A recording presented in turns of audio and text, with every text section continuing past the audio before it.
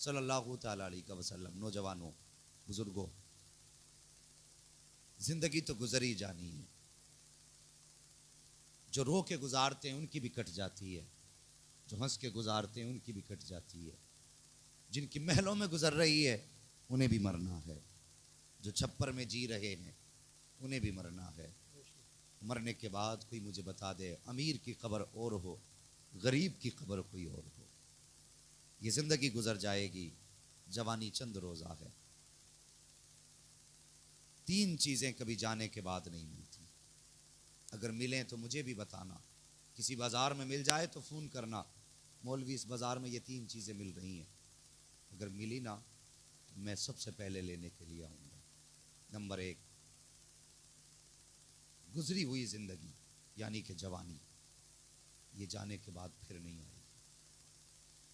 Number 2, वक्त जो गुजर गया फिर नहीं आएगा। नंबर 3, अगर माँ बाप चले गए तो फिर नहीं आएंगे, ये किसी बाजार में भी नहीं मिलेंगे। अगर कहीं मिलते हों तो बताना, सबसे पहले मैं खरीदूंगा। अगर आप भी ये मानते हैं कि नहीं मौलवी तू सच कहता है, ये चले गए तो फिर नहीं मिलेंगे।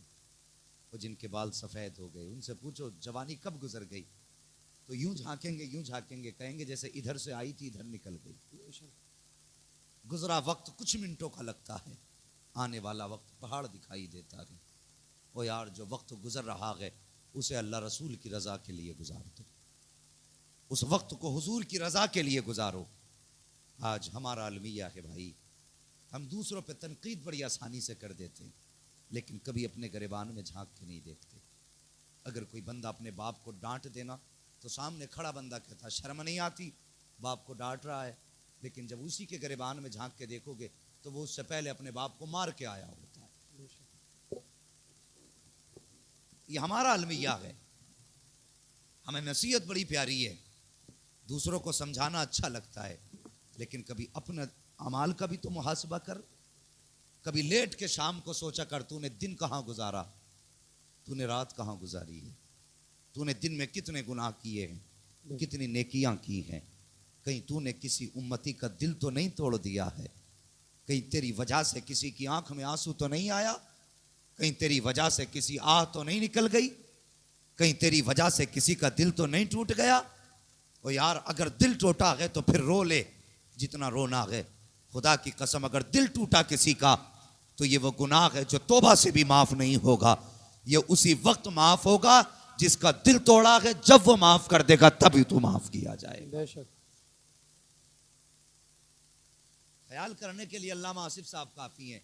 ये हमारे सीनियर रहे हैं मदरसे में, हम बहुत छोटे थे तब ये बहुत बड़े थे माशाल्लाह। और ये हमारे एक एतवार से मदरसे के साथी हैं। इन्होंने 50 रुपए दे दिए, सुभान अल्लाह।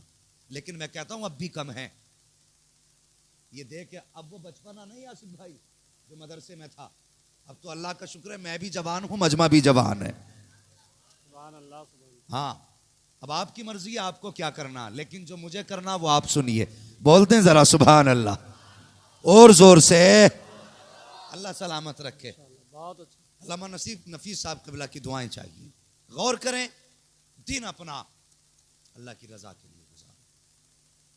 ये हुजूर का एहसान है, खुदा की कसम। जो आज शक्लें नहीं बिगड़ रही, जो आज सूरतें सलामत हैं, बंदा प्याज खा के भी हंसता हुआ नजर आ रहा है, चुगली करके भी यूं चौड़ा नजर आ रहा है, लोगों के दिल दुखा के जमीनें खा के हक मार के भी फिर ऐसे चलता जैसे हज करके आ रहा हो। एहसान मान आमीना के लाल का, जिसने कहा था या अल्लाह मेरी उम्मत को अजाब न देना, तो रब ने वादा किया था महबूब जब तक तुम उम्मत के बीच रहोगे हम इस उम्मत को अजाब नहीं देंगे।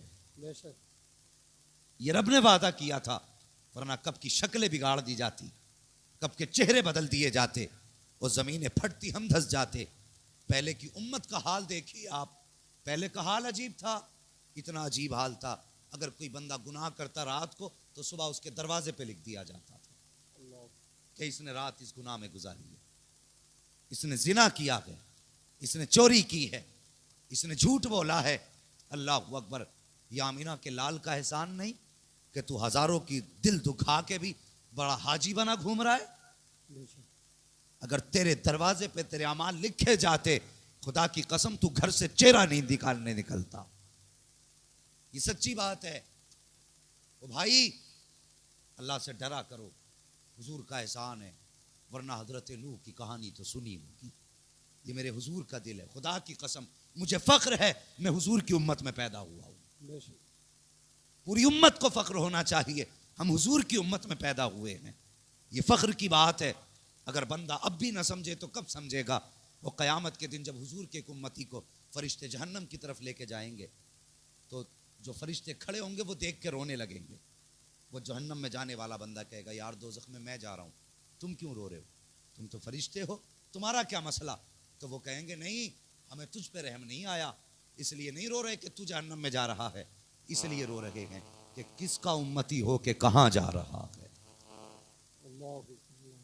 सोचने वाली बात है, किसका उम्मती हो के कहां जा रहा है।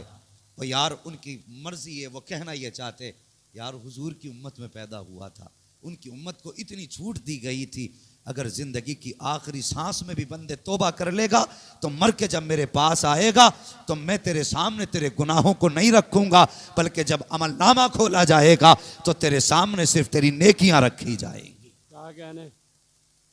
अल्लाह अकबर। ये हुजूर का करम है यार, ये हुजूर का करम है। वरना सुनो नबियों की कहानी, हमने वाकयात सिर्फ वाकयात समझ के सुने, कभी नसीहत समझ के न सुना।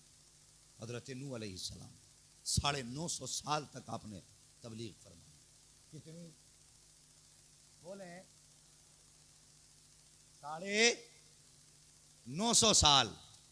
और 950 साल के बाद जब आपने हिसाब लगाया तो 73 या 74 लोग ईमान लाए। कितने? बोल रहे हैं। अगर जवान नहीं बोलेंगे तो फिर ये बुजुर्ग लोग बोलेंगे। हाँ, जवानों तुम भी बोलो। मैं किसी को रुसवा कराना नहीं चाहता, वरना याद रखें हम सब की हकीकत जानते हैं। बस अपनी जबान पे जुमले दोहराइए ताकि अल्लाह इन जुमलों के सदक़े में हमारी जबानों को पाक कर दे। कितने उम्मती बने उनके? माशाअल्लाह, अल्लाह सलामत रखे। इतने उम्मती बने, गुस्सा आ गया कि इतने साल मुझे तबलीग करते हुए हो गए, अभी इतने ही लोग ईमान लाए। गुस्से में हाथ उठा दिए अल्लाह के नबी ने। बड़ा जुल्म करते थे वो, बहुत सताते थे, बहुत सताते थे यार। एक दिन गुस्से में हाथ उठा दिए, कहने लगे, या अल्लाह, जो तेरी बात नहीं मानता उसे जमीन पर रहने का हक ही कोई नहीं, जो तेरी बात ना माने उसे जमीन से मिटा दे। आज बंदा भी दुआ करता है, उधर अल्लाह के नबी ने दुआ की, उन्होंने दुआ की। आज हम सोचते हैं हमने दुआ की, कबूल क्यों नहीं हो रही? और यार दुआएं सब सुनी जाती हैं, फ़र्क इतना, किसी दुआ का असर जल्दी हो जाता है, किसी दुआ का असर देर से होता है। अल्लाह के नबी ने दुआ मांगी, जानते हो असर कितने दिन के बाद हुआ? 40 साल के बाद। कितने साल के बाद? अल्लाह सलामत रख के, समझदार हो गए हो अब तो, होशियार हो गए भाई। कितने साल के बाद? 40 साल के बाद दुआ का असर जाहिर हुआ। हजरत जिब्रील आ गए, 40 खजूरें लेकर के आए, कहने लगे खजूरें खाइए। मांगी दुआ थी हलाक करने की, दुश्मनों ने खुदा को, कहते ये तो खाइए।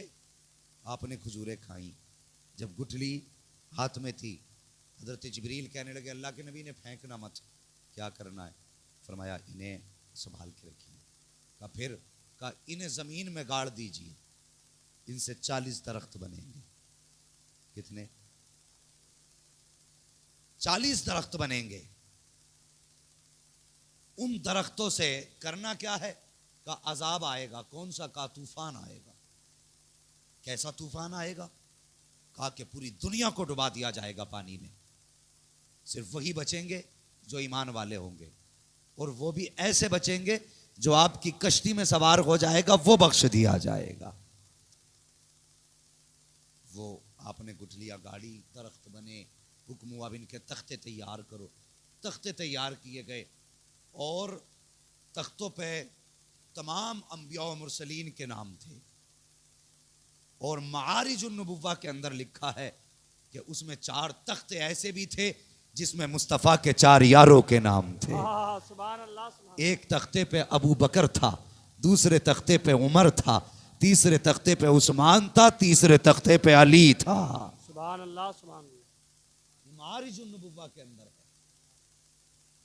मुस्तफ़ा के यार कितनी शान वाले हैं। सुभान अल्लाह। उनका नाम